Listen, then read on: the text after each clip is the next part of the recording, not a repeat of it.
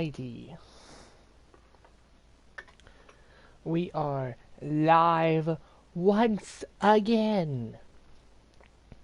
But today's live stream, like before, is in two places, Twitch and YouTube. But today, instead of doing a tournament or can you be quiet over there? We don't need that person talking. Okay. We are going to be talking about like the NBA, where every team is standing right now. Just kind of a overview of what has happened so far, as some teams are now hitting that halfway through the season mark. I did an episode like this before. It was like early on in December. That is available on YouTube. I was not doing Twitch streaming yet. So we're going to stream in both places today so that I can see where most of my viewership is coming from. So I didn't put these teams in a particular order. I'm just going to go through them like alphabetically by team name, not by like the city, because I know like that order gets so annoying because it's up there all the time. But like it's basically the order that 2K lists all their team: Philadelphia, Milwaukee, Chicago, like down the regular list of 30, the regular order. So going with the Philadelphia 76ers first. Looking at how their team is playing, and now that Joel Embiid is out for a couple of weeks now with his finger injury, there's a lot of talk about like how their team can take the next step to winning a title, or what can make them championship contenders, like a true contender, because the way that Joel Embiid's game and Ben Simmons' game kind of like clashes the paint so much, like there's no because Joel Embiid can work in the paint. He can shoot threes. There's no way he can shoot threes. So like he has that ability, but him being a big and the way he's built, he should be in the paint a little bit more often. But with Ben Simmons' game, he doesn't shoot the ball other than in the paint, so he's already going to be in the paint so much. So it's like they're having to switch every other possession, or have like a stretch of plays where they're both either in the paint or they're both on the outside, and then they don't. It's just not working. Like, it's not going to get very far in the playoffs. That's why they've gotten beat by Boston, I think, twice now in the playoffs. Or they've been knocked out of the playoffs by a last-second buzzer beater in Game 7. Or they've gotten knocked out by Boston. Even though Boston is such a younger team, you would have thought Philadelphia would have had that series. But they didn't, because of the clash of position between Joel Embiid and Ben Simmons. They joined together way too late in that season to do anything. So looking forward for the Philadelphia 76ers, there's been talk about the Ben Simmons for D'Angelo Russell, which I agree, that makes sense, because Joel Embiid will get a pick and roll guy who can score anywhere, and then who's a very good passer. I think what is not mentioned enough about D'Angelo Russell is his passing ability. Like, he has great passing ability. He sees the court well. He's amazing with the pick and roll. We saw that in Brooklyn for sure. And then with Ben Simmons on the Warriors, that would make it a little bit like, that would help spread the floor again for the Warriors. Like having wrong team. If we had like Steph and Clay on the outside when they come back from their injuries, you'll have Ben Simmons who can pass the ball out to them, or you have, I feel like, and then when Steph or Clay is not on the floor and you have like Ben Simmons and one of them, that still spaces the floor because that allows Ben Simmons to attack the rim at will, but then it also allows that when they crash in the paint, he can kick it out to one of the shooters. So, like, it allows Ben Simmons to be the point forward he is and still get his... Like, if he's on the Warriors with Steph and Clay, he could easily average a triple-double getting his rebounds. And then the way that... Now, the only problem they're going to have is clashing with Draymond Green because of Draymond's game being perfectly fit with Steph and Clay and having played with Steph and Clay his entire career. So the adjustment they'd have to make that way is have Steph run the point, Clay at the shoot. You're going to have Draymond at the 3, which I believe he started his career as a 3. And then, or switch him to the 5 when Cauley Stein or another big is not on the floor. The 4 will be either Eric Pascal, or like, you could switch all 3 of those. Like, you could do Pascal, Draymond, and Ben Simmons. Like, they could all 3 rotate between those 3, 4, and 5. I mean, Ben Simmons could run the point, too. So there's a lot of flexibility that the Warriors have had with, like, the way they pick their players and who's on their team. Because Steph could easily run the shooting guard spot because he did that up until a good part into college. Like, he was a 2 guard, and then he switched to the point guard spot because of size, but also just his ability as a player in general. Then you have Klay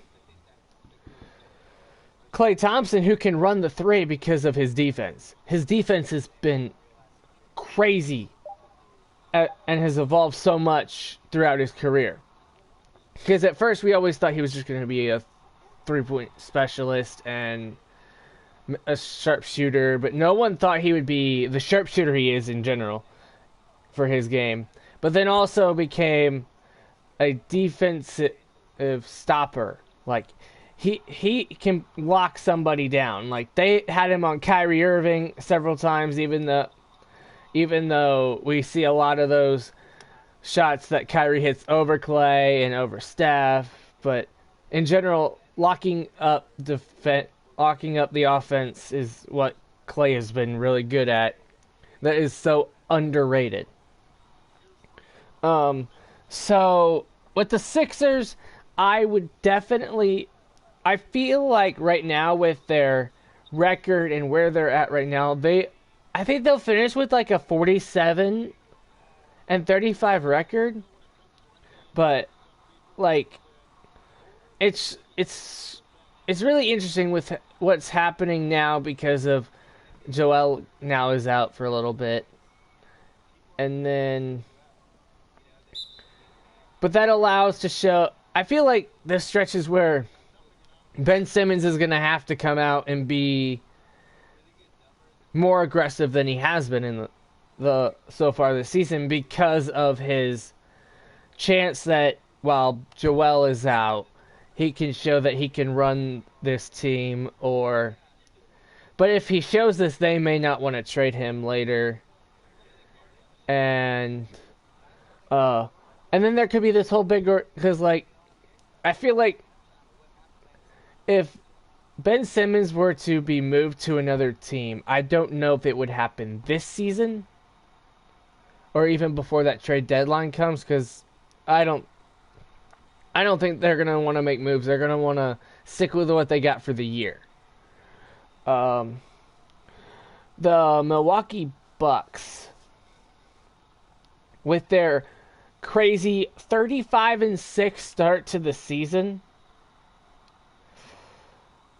they're on track for a great regular season. Um, I don't think them or the Lakers, as they brought up a month ago, about how the Bucks and the Lakers were both on track to reach 70 wins, as only a few teams have done that in the past. So, I feel like that the Bucks will reach 62. Like, they'll still be way up there. Like, I don't think any other team will reach 60. But right now, I feel like the Bucks are at that 60 to 62 range. Like, they've been playing great. And, I mean, there's not a lot to talk about. All you know is that Giannis is on the team, and then you got his shooters around him. They definitely lost a little bit when they gave up on Malcolm Brogdon. But I feel like this team is doing really good despite that. Like, we thought that when there was no Malcolm Brogdon on the roster, that it was going to change the way the team kind of ran a little bit, because Brogdon was one of their really good shooters, even though Chris Middleton was an all-star last year. That Brogdon was kind of another, like, the third piece almost. Or third or fourth piece because of Eric Bledsoe, Chris Middleton, and him, and then Giannis being the MVP last year. So, like, this team, and then Brook Lopez, I like Brook Lopez as a shooter. I think that's kind of interesting. I mean, now that the evolving game with the three-point shot, the mid-range, about it dying in the game, but I feel like it's very much still here because of a lot of players. Like, there was a game, I don't remember if it was last year or the year before, but when Steph had, like, I think it was like 38 points, and he had, like, so many 2-point field goals in that game. There weren't really any threes from him in that game. Like, there are games that I feel like without a 3-point shot, that 2-point shot just becomes very, very effective without the 3-point shot. But, like, I feel like the 2-point shot is not gone. It's very much still used. It's just that it seems to most people that the 2-point shot, the 2-point mid-range jumper is pointless, because you got either the range to shoot from way back, or you can just, like, or you're able to, like, either, like, get a pump fake or some small, quick hesitation or movement to get to blow by your own defender, and then there's nobody guarding you in the paint because all 5 defenders are guarding all 5 guys at the 3-point line. So then that paint, and then for the Bucks, Giannis, if he's up at the 3, that leaves pretty much no one in the paint, and there's no defense in the paint because they're guarding all 4 other all the guys around the perimeter. That if he has, and he does do it most times, blows by his defender enough to either get a layup in or dunk over the defender. Like, the game has evolved so much, especially ever since Jordan retired, and then it's kind of evolved throughout, like, Kobe's career, and then it really struck in, like, the 2014-15 season, where the 3-point shot became a really important shot in the game. Where now, like, Steph had the record for 13 threes, Clay had 14, Zach LaVine has now hit 14, and then, like, some players have hit 10, 11. A lot of them are hitting, like, 5 to 8 now, versus, like, back early on in the 90s, like, teams were only attempting 1 to 3 threes a game. And now we're to the point where we have one player averaging 15, 18 three-pointers a game because of the involvement of the game. I feel like with the 3-point shot that it does space the floor. I love the spacing, this spacing era. I don't. I'm not a big fan of the bully ball as much as it. Like I remember watching. I don't remember who did the video, but they they were showing like just they said that, okay, they were talking about how it was a tougher era back then, and then so this YouTuber, I can't remember who did the video. I've watched the video a couple of times, but they were talking about how they always said it was a tougher league and everything back then, and how um so he went and found like an old Bulls versus Pistons game because they said that the Pistons were the bigger guys, the guys who played very, very physical. Um, so he went through that game and looked at all the fouls that were called, and none of those fouls seemed significant as much. Like they felt like they were about the same kind of fouls that you would see in today's game, barely hitting them or little things like that. There was a couple of them that were like a little bit harder than you would think a normal foul is. But I mean, the fouls weren't like significantly different versus now. Um so like just talking about basketball and thinking about like different things that people say about whether certain parts of the game are still a part of the game and some that aren't. I'm getting off track so much right now, but I'm gonna go ahead and move on to the Bulls. We can talk about some other basketball stuff later, but the Bulls right now, with their 14-27 record, there's no high expectations for this team anymore. They only got 14 out of their first 41 games. Like the first half of the season, I don't think they could get up to a 41-41 record to make the playoffs. Like I don't think we're gonna see what the Heat did what was it, like 2 years ago? They flipped their record from the first half to the second half of the season. Like they were exactly the opposite record. Like they were really bad to start, and then they flipped it around and were a 500 team at the end of the year.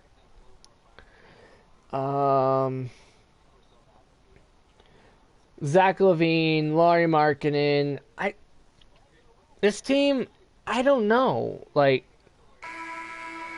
they're a good team, but I feel like it's not on the players. I don't think it's on the players with this team. I don't think that the Bulls' struggles are coming from the players themselves. I've what I've seen from the Bulls the last several years, like they've had a couple of different mix-ups of rosters and who's been on their team. But I feel like there's going to have to be a change in some of the coaching staff, or maybe even higher up than the coaching staff. But I don't know like what the Bulls are looking forward to. Like I don't hear anything about the Bulls with what they plan to do in the future. I don't hear. I mean, I think it's a really good group of players. I really do. I think it could work down the line if they were to stay together for a long period of time. Almost like the Spurs did with a couple of their players staying for their entire career, basically. But I just don't. I don't know what the Bulls plan to do down the line. But moving on to the Cavaliers, not much different. We don't know what to expect. with the Cavaliers in the future. There's been talk about like getting Kevin Love traded to another team. There's been like when you have a starting point guard who's not averaging like a decent amount of assists, it's kind of hard on your team.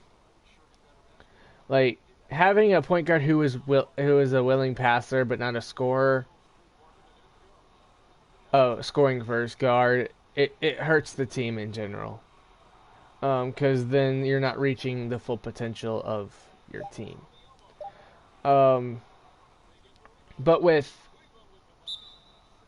like the only exception to that may be Steph Curry because he can shoot. Like he's a good passer though. We know part of his game is the unselfishness. Now I'm not saying their starting point guard Colin Sexton's gonna be the next Steph Curry, or if he starts passing he turns into that. I feel like he could easily be an 18 point per game scorer and also averaging 10 assists a game if he was willing to pass the ball. Like that would be an ideal point guard. But as we know, like each point guard's different, their skill sets are different. But like with them only having 12 wins in the first half of the season, there's no expectations at this point. Like we just know that they're gonna have a lottery pick in the next draft. Like some of these teams here, some of these teams that are struggling, it's hard to know what they're planning because I can't tell like what they want to do with their team because they're just losing games. They've been losing the last couple of years. They had one star for a period of time, whether they were, whether how far they got in the playoffs or like a couple of years or something. And then they just fell off once that player either left or was traded or something. Like they haven't had a plan since then. Because it seemed when they got Zach LaVine on the Bulls, when they drafted Colin Sexton to the Cavaliers, that these teams had a plan with young talent, but I don't know if it's necessarily working. I know Lauri Markkanen was in and out a lot early on, and then just seeing the way that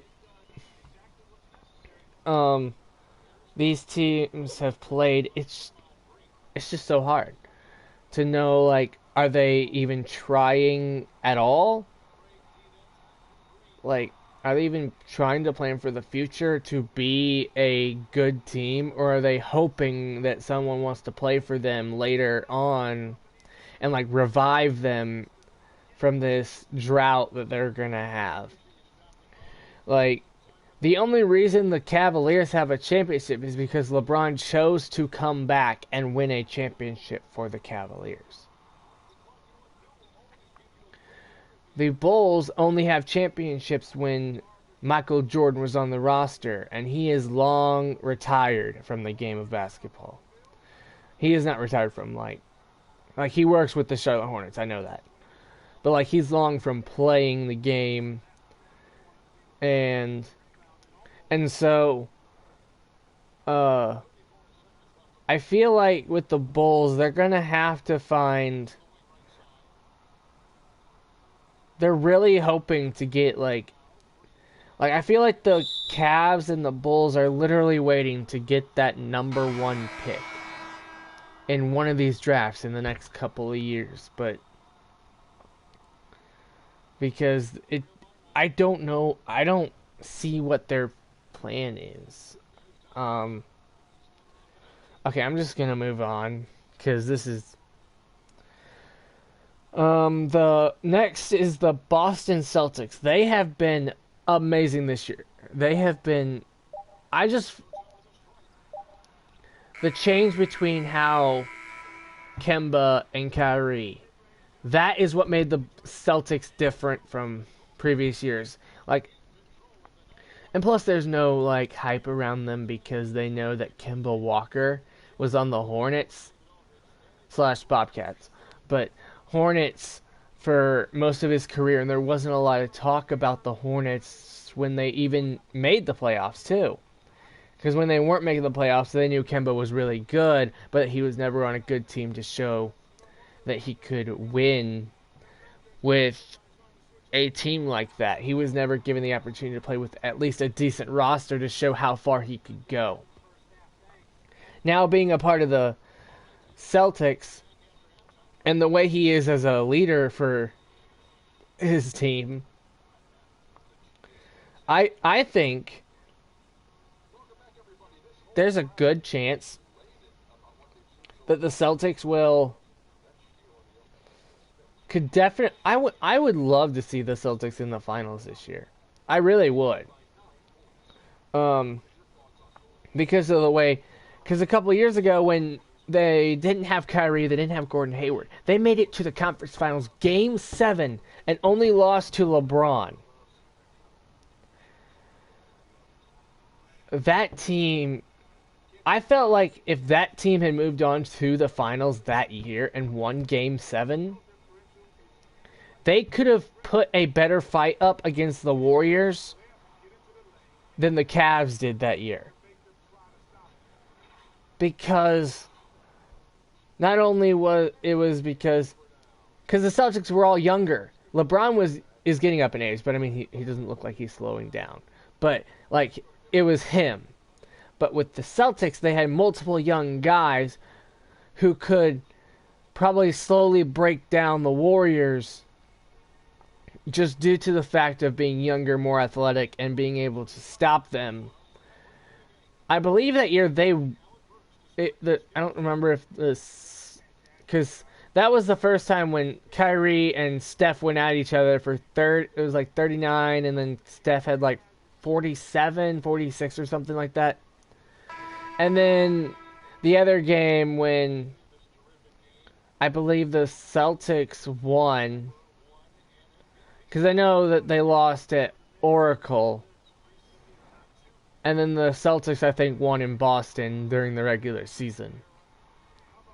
But I would have loved to have seen like a Celtics Warriors finals. I honestly felt like that would have been pretty amazing. Or when Isaiah Thomas and the Celtics was another good team I would have loved to have seen. What if it was that Celtics team versus the Warriors?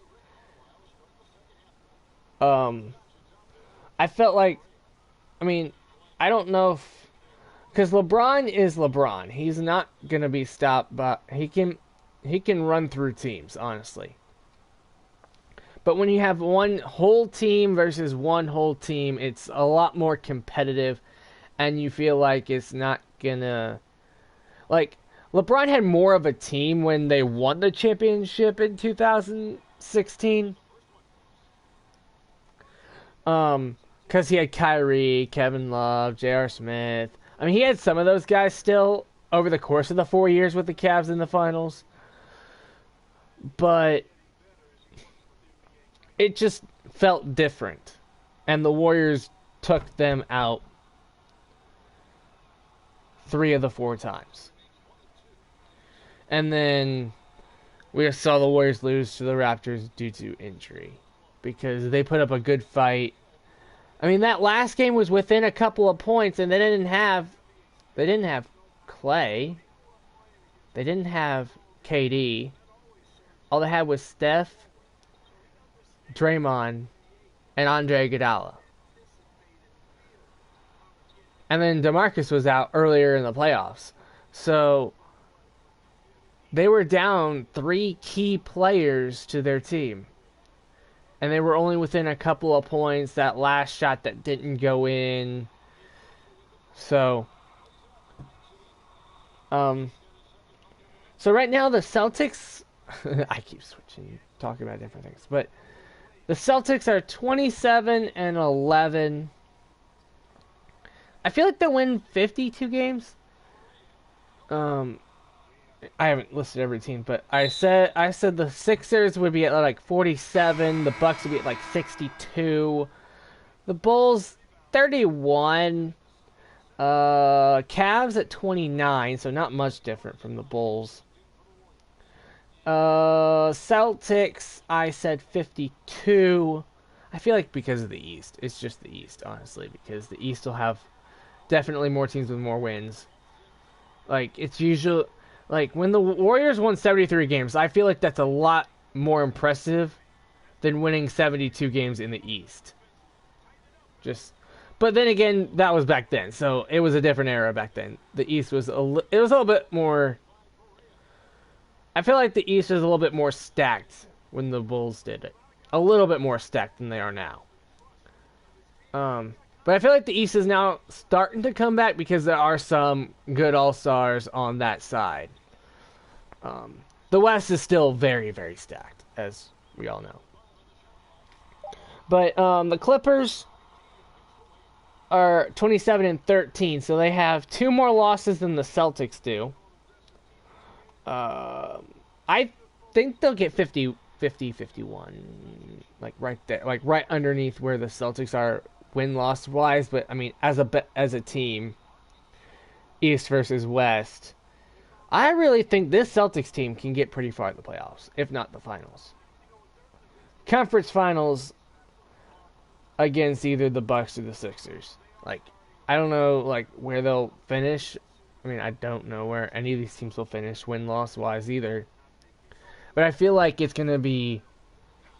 I feel like it's gonna be Bucks Celtics conference finals right now. Like just looking at what we've seen so far this year, that's what I think is gonna end up happening. The Grizzlies are doing pretty decent this year, considering they now have the Jaren Jackson, Ja Morant, and then I would love to see I want to see Jay Crowder kind of play like he was in Boston, but I know like with all this changing teams, it's been kind of hard to find that consistency. I loved Jay Crowder in Boston, like with either Isaiah Thomas or I mean, I just felt like the Jay Crowder in Boston was pretty great. It was like a great situation to be in. So was Isaiah Thomas. I don't know why they had to do that to him, what they did to him. But the Grizzlies are 19-21 right now. I feel like they'll win 40 games this year. I don't know if that's enough to make the playoffs in the West. If they're in the East, they probably could. They could probably sneak into the playoffs. But I feel like even if they did make the playoffs, they're not going to get very many games in the playoffs because of the playoff experience that the team that they're going to have to play in the first round is going to be a 1, 2, or 3 seed.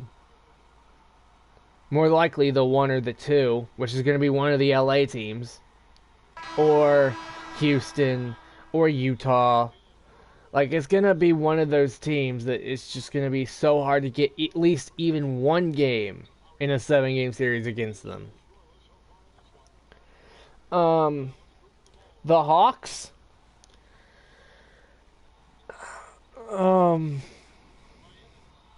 Honestly, I feel like with the Hawks, they should not make a move this year. Take this as a down year. Take it as a down year.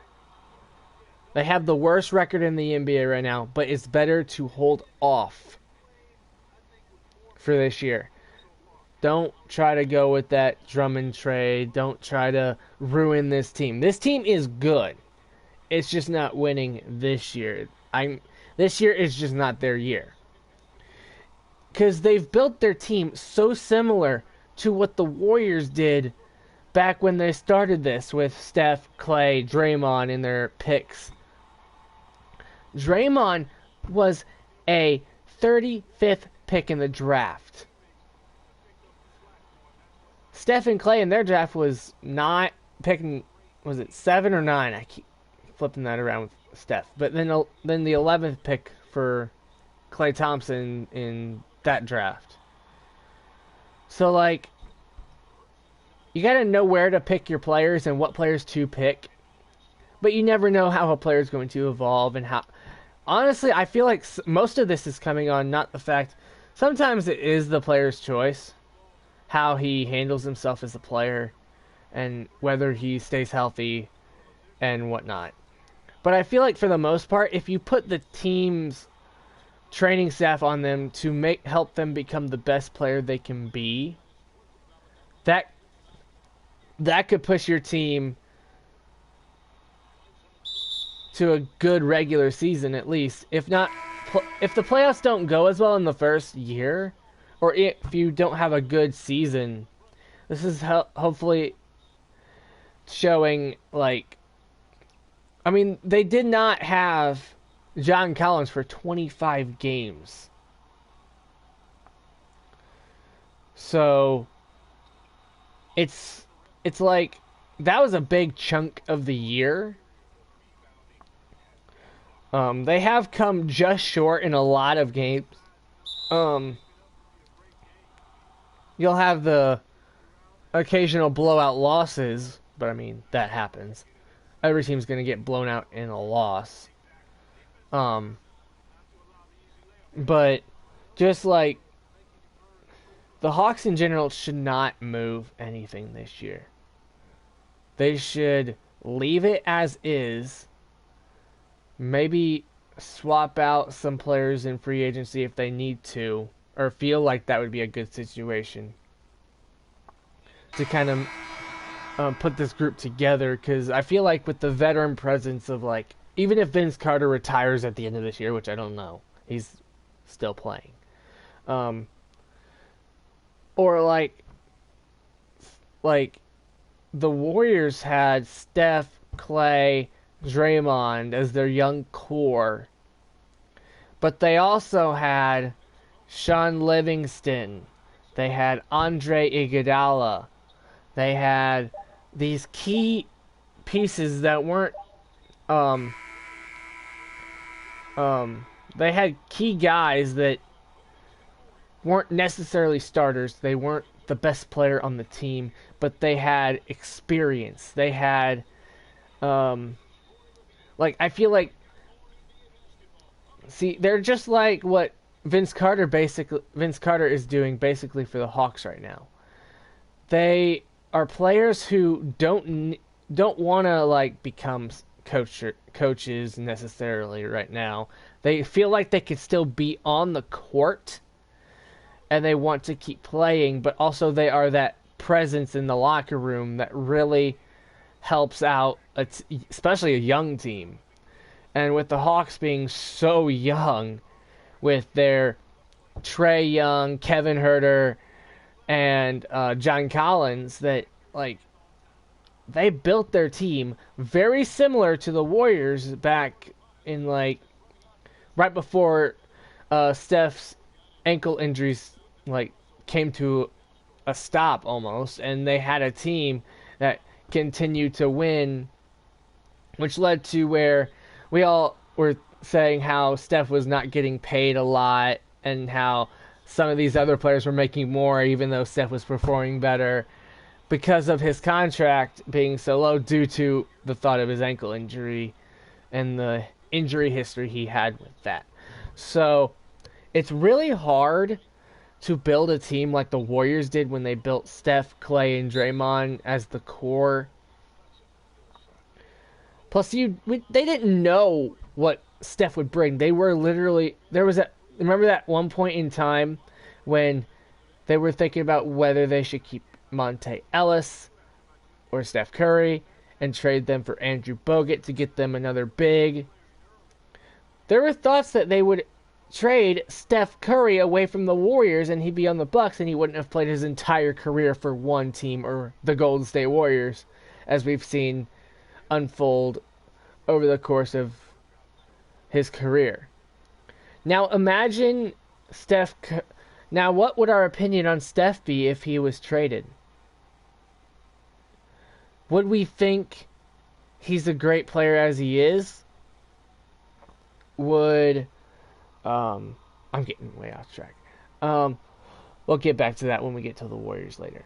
Thank goodness they're almost at the end of the list though.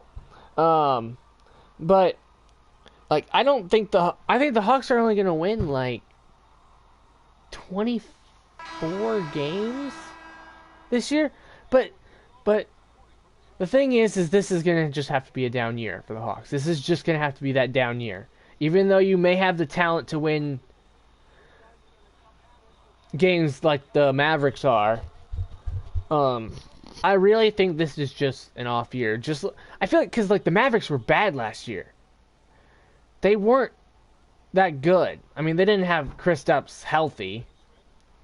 So I feel like this is just one of those years because they missed John Collins for a big piece of the year. And so I feel like that will alter when he's actually able to be there an entire year from start to finish. Because just watching John Collins play it's great. It's amazing to watch. I've watched a couple of Hawks games here recently, and John Collins is a very good player. I can see how he could evolve here in the future. Moving on to the Miami Heat with the Jimmy Butler and young core that he is with here in South Beach. They are 27-12. That is a pretty good record. I will say that. That is a pretty good record right now. I think they'll win 50 games. I really do. But obviously the postseason is what's going to matter most when it comes down to it. Like, how great would it be for this first year that Jimmy Butler is in Miami that he were to win a title? Now, the chances of that are low because of all the amount of young players he has on his team, as much as they've been working together so well, that I don't think they, even though that is happening, that they could make it all the way to the finals. And then they have to go against probably one of the Los Angeles teams in the finals. Or Houston. Like, there's a couple of teams that it's like really hard to tell. The Charlotte Hornets, they did better at the start of the year than we probably all thought. Like, we thought this team would be horrible after not keeping Kemba and having to get Terry Rozier instead to try to make up something than losing everything with Kemba.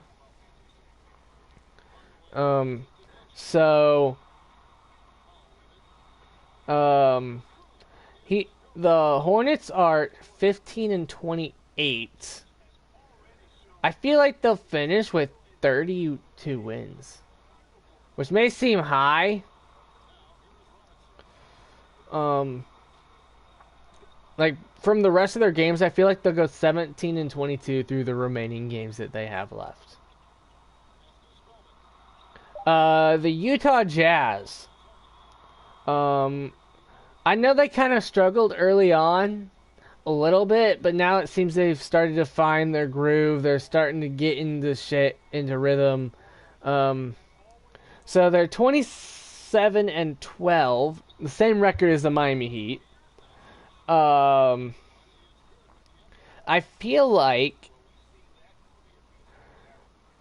Donovan Mitchell's gonna have to evolve a little bit more. Like, he's going to have to either be a little bit more aggressive with the scoring and shooting, but also be I don't know. It's just thinking about, like, how this team is structured. But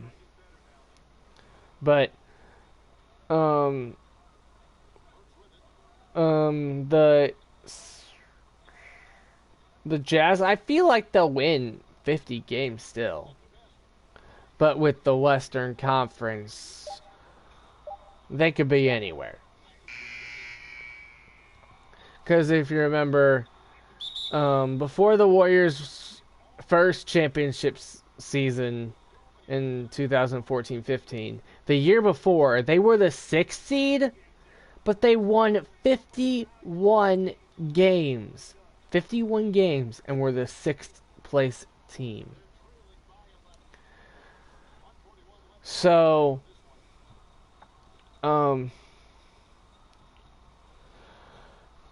so with the Jazz, it's hard to tell where they'll end up. I did not list out like to see where teams would be ranked, like where they'd be 1 through 8 on the 8 playoff teams. But I do know the Jazz will give a good fight though. I think they're tired of losing to Houston in the playoffs. So, we're going to go ahead and move on to the Sacramento Kings. They need a different coach. They just need a different coach. Like, this slower pace is not working. They need a different coach. That's all I'm going to say about the Kings.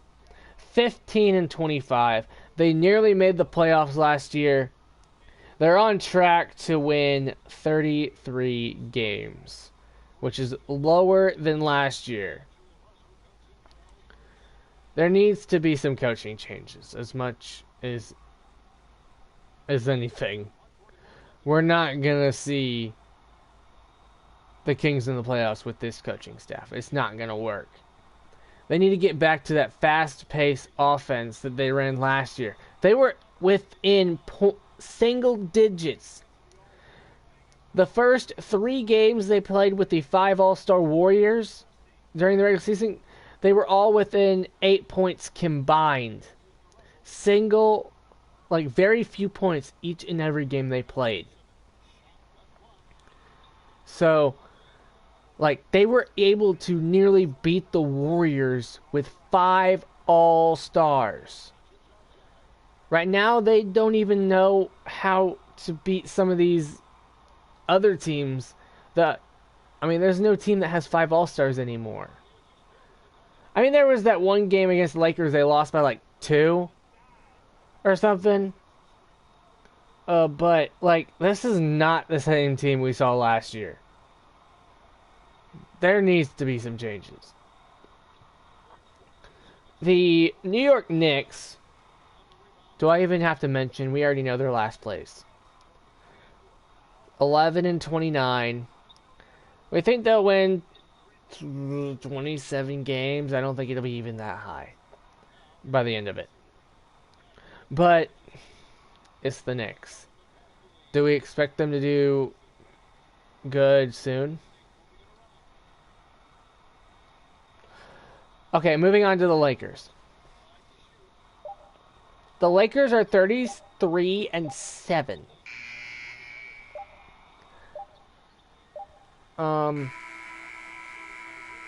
I think that they will win 58 games. I feel like that's a reasonable number for the Lakers to get. 58-24, but 24 seems like too many losses, though. Right now, I almost want to say they would win 68-14, but right now it says it's telling me only 58. But I would say wait another 10 games and that'll be up a little bit higher. But if they lose a lot more games, then it may go down. So, the Magic, 19-21. I think they'll win 39 games. Now with the injury to Jonathan Isaac, that's a killer. I thought he had a great game. He has a great game. I think he's fun to watch. I think the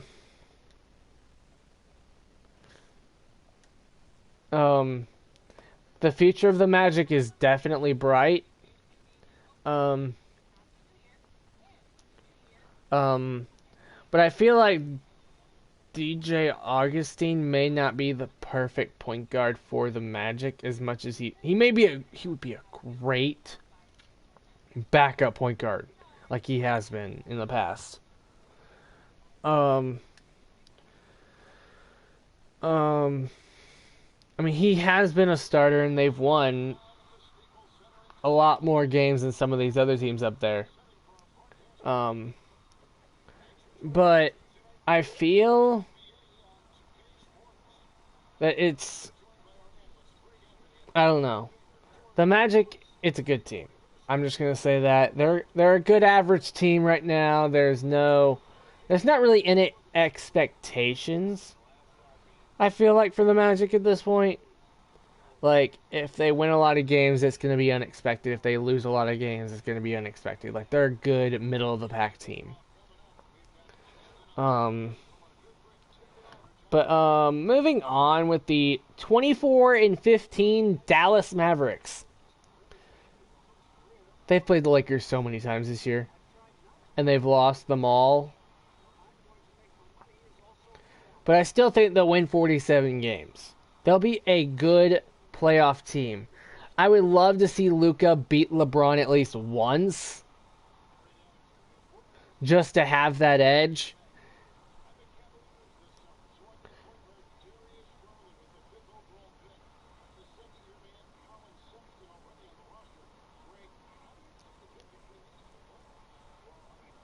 Um, 47 games seems like a good number for the Mavericks right now.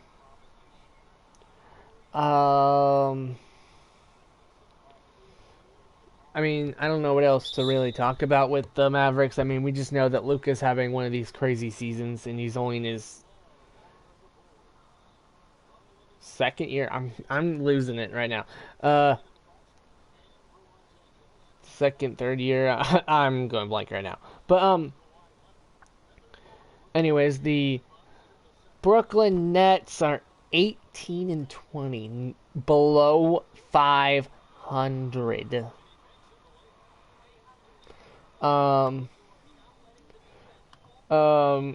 I personally,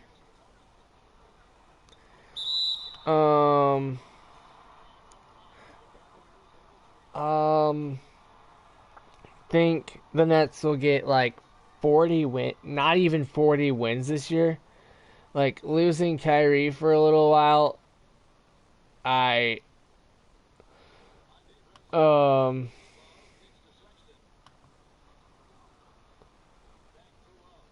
I I really don't know what to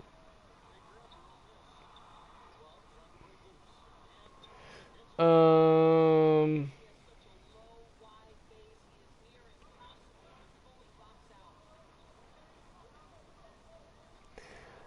I think that um with the situation with Kristaps now out, it's like I I really don't know how to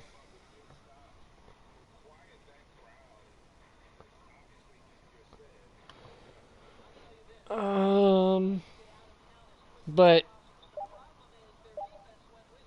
did I just switch? Okay, I keep losing where I'm at. But the Nets with KD's out, so like that's gonna cause some extra losses. But the Kyrie does not fit with the Brooklyn Nets. Putting Spencer Dinwiddie down just so Kyrie can have his starting role doesn't work. Spencer Dinwiddie is an all-star in itself and cannot have Kyrie Irving running the floor. It's just it doesn't work. I don't think that this Kyrie thing is going to work with Brooklyn. If Kyrie went to New York, not Brooklyn, but New York, and they didn't, well, they already had selected RJ Barrett. But the idea of Kyrie in New York and then um uh but like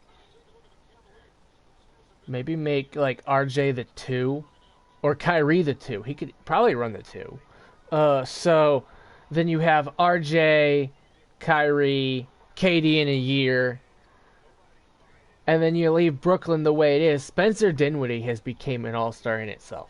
Like, he has been amazing when Kyrie is not playing. They have ran now a bit of the season now, no Kyrie, no KD, but they're still winning a good enough amount of games. Like, I know they're not going to be amazing because they aren't built like a superstar team right now. Um, Kyrie just doesn't fit. He didn't fit in Boston with the young core. How is he going to fit this time with the young core in Brooklyn? It's not going to work. I mean, it was smart to get him out of Cleveland, but he then in turn ruined Isaiah's career in Boston by trading him over to Cleveland, where the injury thing he had was still going on.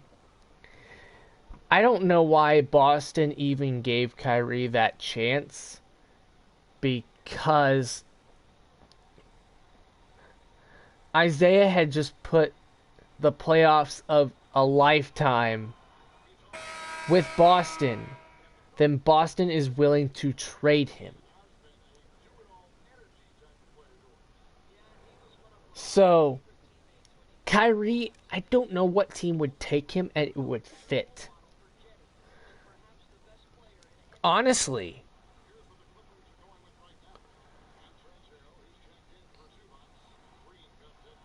um, what if you were to say? Would you say Jeff Teague is a good veteran presence off the bench? Not a starter, but off the bench. Like, he could be the veteran presence. He could play his minutes. Because I feel like I just came up with this idea. I have no idea if this would work, but imagine Kyrie in a Minnesota uniform with Karl Anthony Towns. Pick and roll, can score, take over games because the Timberwolves don't know how to win consistently. Because Wiggins just has this little burst every year, and it seems like he's finally gotten a handle on it, and then it falls off, and there's back to normal. Um, like this idea, or like a team that can allow Kyrie as a guard to score the ball the way he does. A team that's built like Houston, where they're built around James Harden and his ability to score. So,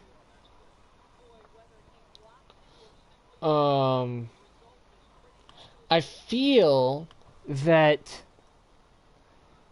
this whole Kyrie thing, I don't see how this, I really don't see how that works. Because the way he is and his skill set, and the way he is as a person has affected his game, the way he plays. It's just so hard to figure out what would be the best situation to put Kyrie in.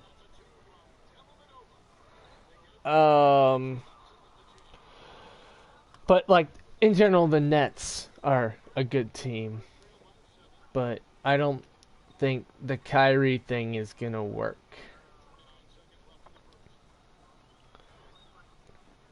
As much as he's hit that shot over Steph Curry in the 2016 finals, that's one of the few and only moments, other than some of these ankle breakers he's pulling off in games. Like he's just gonna be known as the guy who has the great ball handling skills and can score decent.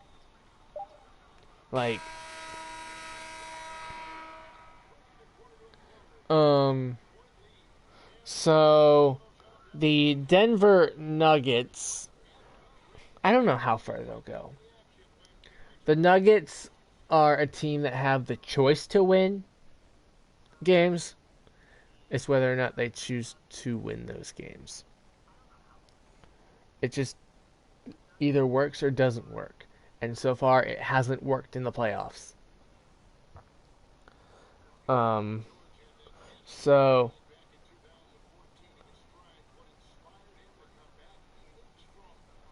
they're 27-12, the same record as the Jazz and the Heat. I think they'll win like 51 games, kind of like the Heat. But like the way the Nuggets are structured, it's not going to win a championship. I don't think this Nuggets team can win a title the way that their team is currently built. They need... The way they could is if Michael Porter Jr. What should I say? Or Porter Jr. goes and like starts playing a lot of minutes consistently, starts getting those numbers, because he looks like he's going to be a great player. And if he can stay on the Nuggets, it feels like they have so many guys that can do so many different things. It's just like, when do people do this? There's this skill they have, and when this person does this skill that this person has, like they all have like very similar skill sets. It's just that finding where this person can do his best, and then this person can do his best at the right times in the game. So like it's not working to the best of the ability.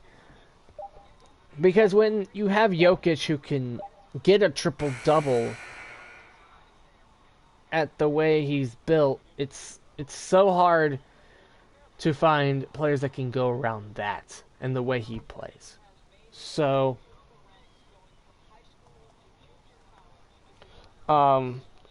definitely watch that. Definitely watching that team is very important, because you never know what they could do.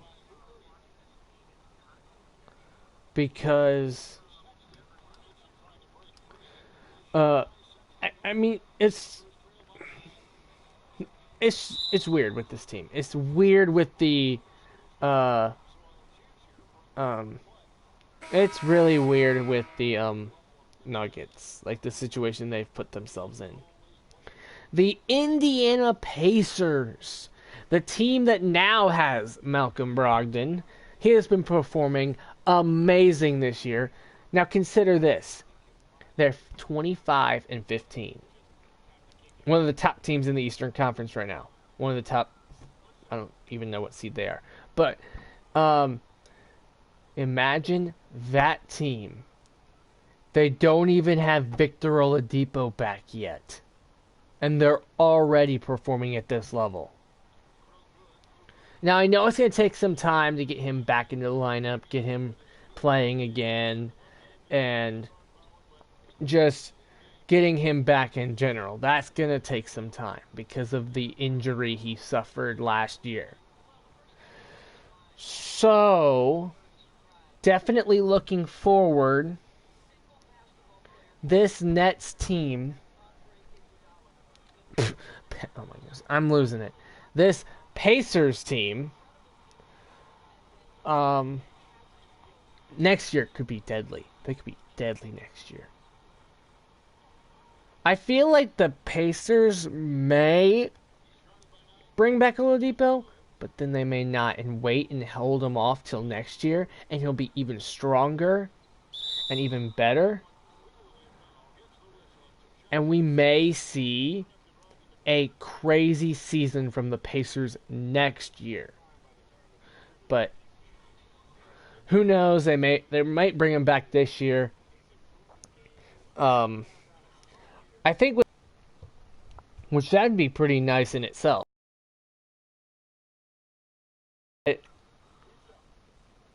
Moving on with the Pelicans, 15 and 26. We think they're going to win 34 games. There's not a lot of expectations anymore because Zion has been out all year. The only thing we're hoping for with this team is when he returns, whether that's maybe even later this month or later on in closer to the All-Star break, or just holding him off this first year and letting him start next season. So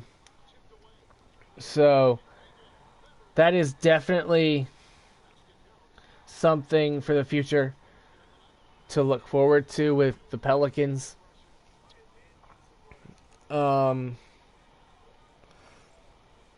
The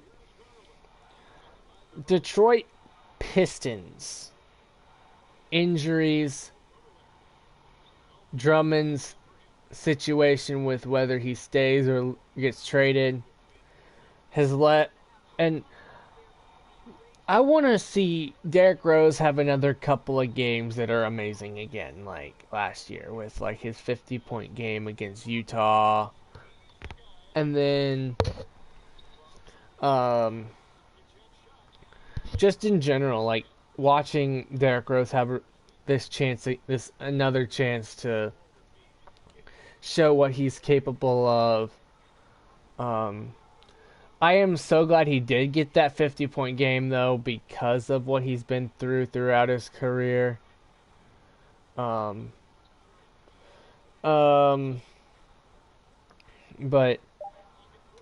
the next, moving on with the Toronto Raptors. Now it's hard to tell what's going to go on now that Marc Gasol and Pascal Siakam are, because of them being out for a piece now this season, where their win totals could go now. They're 25 and 14 now. They're on track to win 49 games. That would be nice to see, but we know with the injuries to their team now being out. So, the 26 and 12 Houston Rockets, they're winning games. But they're winning games. That is it. Are they going to be winning playoff games? That's hard to say. Because you have two teams. We have one team who's made the conference finals and been very close to knocking off the Warriors. We have another player from another team who has been knocked out of the first round for a couple of years now. So, we could see them take a second round exit. As much as it may hurt the Houston fans out there, I don't know if this team can make the finals this year. They're going to have a James Harden. They're going to have a way to stop James Harden in the playoffs. The playoffs is a whole different game. The reason they went 0 for half of that game 6 or 7, I can't remember which game it was. But just having that game and that happen.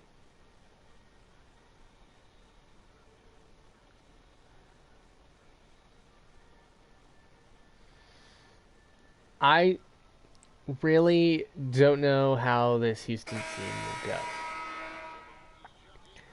But we do think they'll finish the season with 53 wins. That sounds like a pretty good season, with considering what we've seen, other numbers we've seen so far. Now, any team can go up or down from these numbers. This is not a for sure, but like this is what they're on track to hit. or get at the end of the year. Now, this could change. Every team could change their win-loss record from one game. Let's say the Lakers and the Clippers have a game and the Clippers win like they have. They win another one against them. That could affect the rest of the league in this statistical formula that has been put together with all these teams. It could affect every team. It could affect the Wizards. I'm like, the Lakers and the Clippers are playing. How does that affect the Wizards? It does, because when this team plays against this team, it builds confidence from one team, or it doesn't build confidence, or it builds this level of competition. The level of competition is changed due to how a certain game has played out. Whether this team wins, or this team wins, or this team loses, or this team loses. It's like the similar question that Russell Westbrook was asked in an post-game interview. Did the Jazz win this game, or did the Thunder lose this game, or whatever, however that was worded. Like this is one of those things where everything is affected by even one game, despite 28 teams not playing in that game. So, moving on, the Spurs are 16-22. Where are the Spurs? They're on track to win still 38 games. They're not, I don't think, too bad, but I mean, it's the Western Conference we're talking about. We have the Suns that are 16-23 and are on track for 35. So, like, the little things, and some of this involves the history of every team, too, because you can't just talk about this year. Like, the overall team history, the overall way the team is playing or has played the last 5 few years, because some of that plays into how this portrays later on.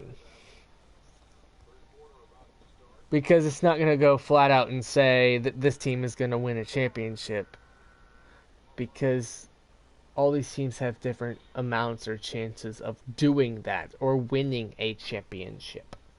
So, the Thunder are 23-17. This team has been a surprise, and I don't know. I don't know what to say. Like, this Thunder team is doing amazing. 23-17. I think they'll win 45 games. I mean, that's doable for this team. But that's if they don't change anything on their roster. Because there's been talk about what they could do with their team before the trade deadline. They shouldn't do anything. They should leave it as is and, like, run the rest of the season and watch how this goes. Because they could get to a good playoff spot, give some trouble to whoever they play, put up a good fight. The Timberwolves... Okay, the Trailblazers... Okay, here, I'm going to be nice. I'm going to be nice and actually go back. The Timberwolves are 15-24. We think they'll win 34 games. The Trailblazers are 17-24. Oh, wait, sorry. The Timberwolves 34 games, and then the Trailblazers 37 games this year. The Trailblazers, I don't know what's up with them. I mean, then again, they have Zach Collins is out, then Nurkic is out. Having a big on the team, like the talk with trading with Kevin Love, and so there's definitely a lot of questions around the Trailblazers right now. Moving on, the Golden State Warriors. We've talked a lot about them early on in this live stream because I've talked about, like, the whole Ben Simmons, D'Angelo Russell trade rumor has been coming around recently. That trade honestly makes sense to me, but obviously everyone has their own opinion. But that does make sense to me. I get the whole idea with, because, but right now with the Warriors, there are so many injuries and so many young players on this team that it's hard to win a game. Now, this is great, giving great experience, which is what the Sixers did a couple years ago when they only won 10 games all year. So, like, I feel like this could help build success for their team later on. I'm just hoping it doesn't turn out like how the Sixers are now, in a situation where they have two guys that, with the positions that they have and the players they have, how this works. I'm thinking it's going to turn into another set of good years for the Warriors. I don't know how good those years will be, but they will be good years. Not like terrible where they were for 40 years. So, finally, I'm going to talk about the Wizards real quick. Okay, oh wait, the Warriors are they have 9 wins. They're on track for 27. Do I think they'll reach 27? I don't think so. I really don't. But the Wizards are 13-26. They've had some surprising wins, I will say that. But I feel like a lot of their games are so high in scoring. One team, like most games are like 120 to 140 or something, 130, and it's like there's no defense in those games. Like the Wizards versus Rockets game at the beginning of the year. So they're on track to win. That says they're on track to win 33 games. Like, I guess. But I mean, it's the Eastern Conference. So we'll just have to wait and see how the Wizards would do.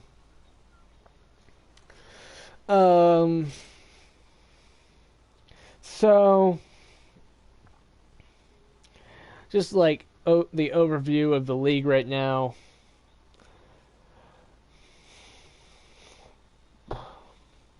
There are currently 12 NBA teams. I put this chart to only have 12, but 12 teams with legitimate title chances right now. 12.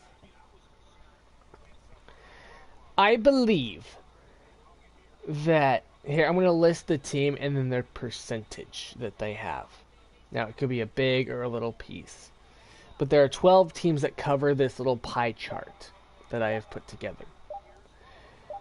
8.3% is by the Philadelphia 76ers. 8.0 by the Milwaukee Bucks. 11.6% by the Boston Celtics. 6.8% by the Los Angeles Clippers. 9.4% by the Miami Heat. 6.9% by the Utah Jazz. 8.2% by the Houston Rockets.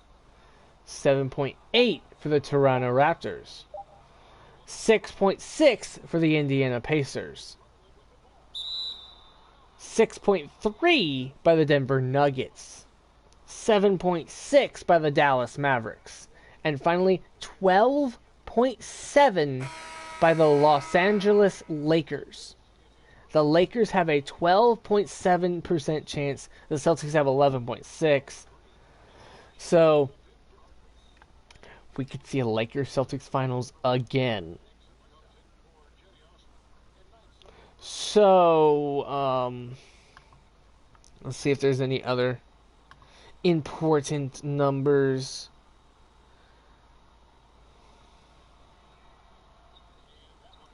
There's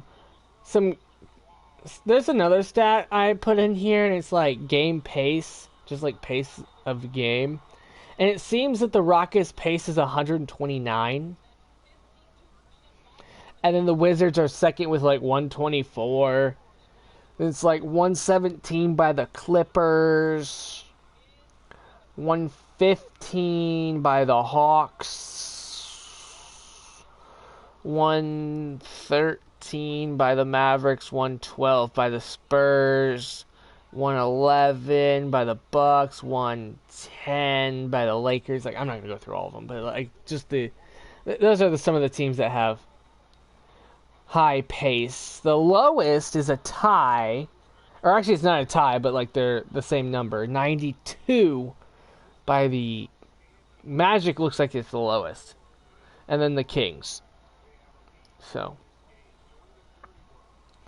conference strength, how strong each of the conferences. The West is a little bit stronger. They say the percentage is 60, or no, the percentage is 51.6 to 48.4. So like that's the percentage difference in like how strong the East versus the Western Conference in the NBA is. So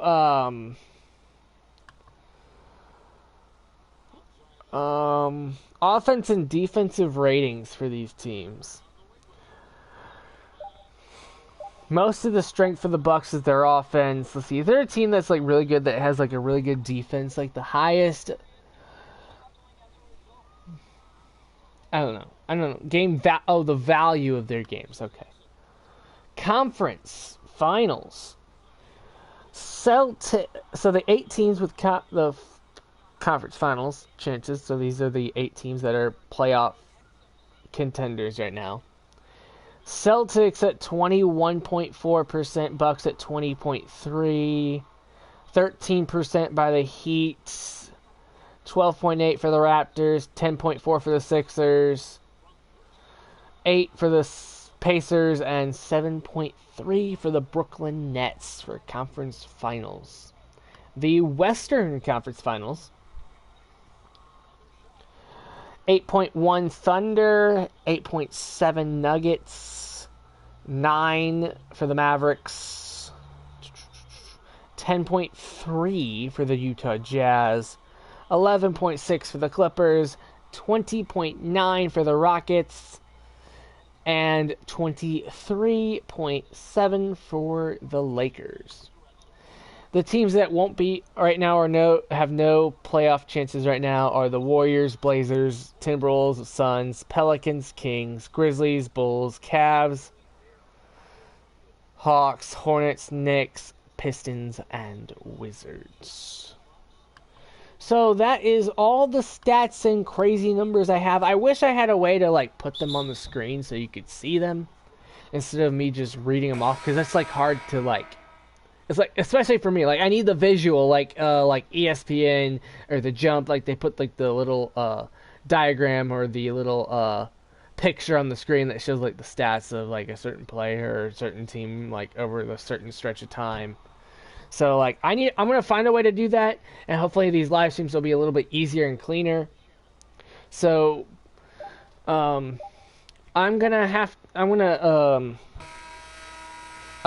rank. Power rank number 1, Bucks. 2, Rockets. 3, Lakers. 4, Clippers. 5, Celtics. 6, Jazz. I think, yeah, that's right. But anyways, this is going to be the end of our stream. We nearly got through 2 games on NBA 2K. That's pretty long. But I know they're shortened games, but either way, I hope you enjoyed this stream. We did stream on YouTube and Twitch so that you were able to see either commentary, or there was another game earlier. The Warriors versus Mavericks was playing earlier. Now we have the Cavs and the Clippers game playing. It's just like a 2K game playing it. So be sure, you can definitely check out these streams later. I'm not sure how the stream on Twitch will work, because it seems like some of my streams will just disappear and I have no way of finding them again. And then streams on YouTube are staying on my YouTube channel, so you can definitely watch it that way, and you don't have to watch like like look at my camera because it looks like it's horrible. Like the graphics look bad right now. But you can definitely watch the gameplay that's being played while I talk about basketball. We will try to do this more often. I did one back in like I think it was like December 11th was the other live stream I did. I did not do it on Twitch, so it's not there'd be no way that would be available. But be sure to check it out on YouTube. My channel is Zane0, as my Twitch username is up there. And then if you're watching on YouTube, you already have my YouTube channel. My Twitch account, if you want the link to that, I will put that somewhere so that you are able to see it. Be sure to...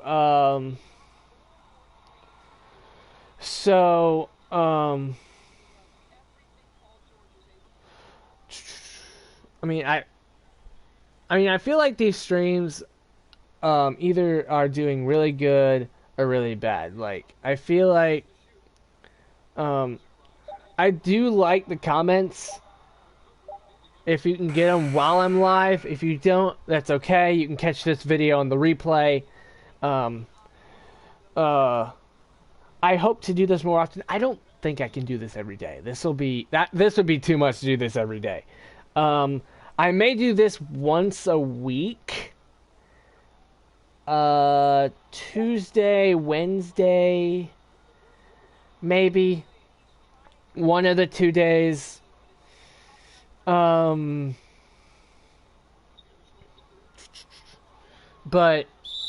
I do know that keeping up with this stuff is very interesting for you guys, getting another person's perspective.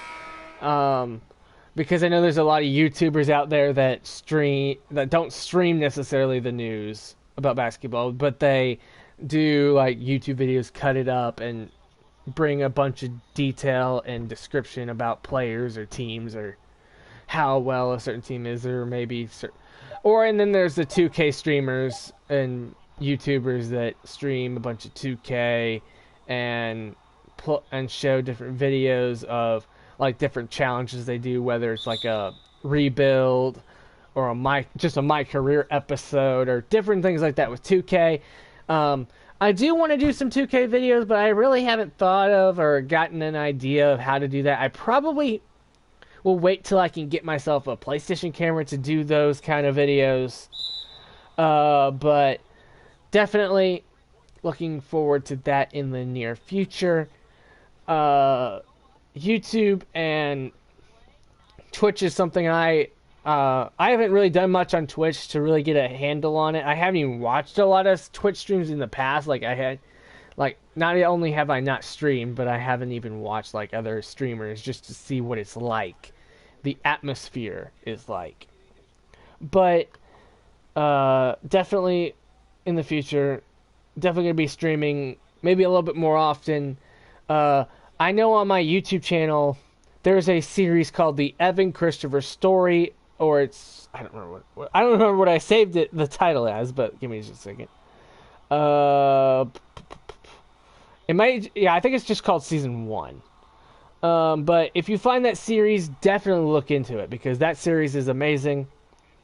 I hope to have another episode out soon, because that series, I haven't had a video for it in a while, and I need to get another video. I need to have another I have another episode coming up soon. I don't want to watch the series now.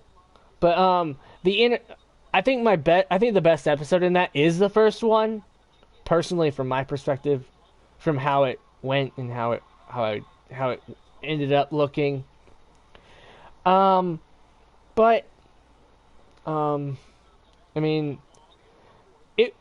This series is this Evan Christopher series, are also known as Season 1 as a playlist on my YouTube channel.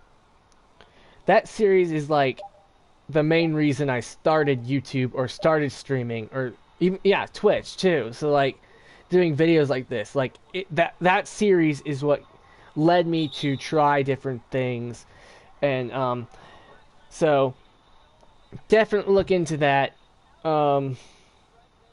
I I will have links to several different things and several different places, whether it's on social media. My Instagram is the same thing. It's Zane underscore zero underscore. Um, Twitch, YouTube, Twitter is also available. Same username. Um, I can't even think of all the platforms I'm on, but this is gonna be the. I'm gonna. I guess we're gonna. This is gonna be the end of the live stream. Um, I'll let.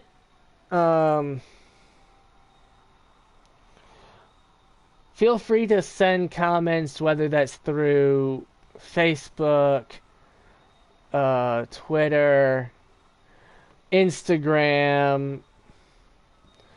If you find me on Snapchat, even like, I won't put that like up there, but I don't have Zane Zero as like a Snapchat right now, but I do have a website. I don't know if it's working because I did have some technical difficulties. Let me try and see if that works. It may not work. It looks like it is. It is working, but I don't have much on it. I think I deleted everything on it because I was like redesigning the website and going through some changes in it.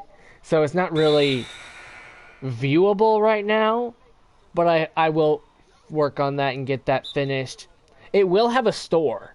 So that website, I will put the link to it, but like it's not really viewable right now. Like there's not a lot of information in there. There's not a lot of things in it. But I will definitely be back to that later. So we're going to go ahead and end the live stream here. I'll catch you in another video, stream, wherever it is. But be sure to leave a like, comment, subscribe for YouTubers. Streamers, follow. I mean, I don't know what else to say. I haven't streamed on Twitch, like at all. So be sure to like or follow or whatever Twitch is or does. I really don't know. But we'll catch you soon. We out.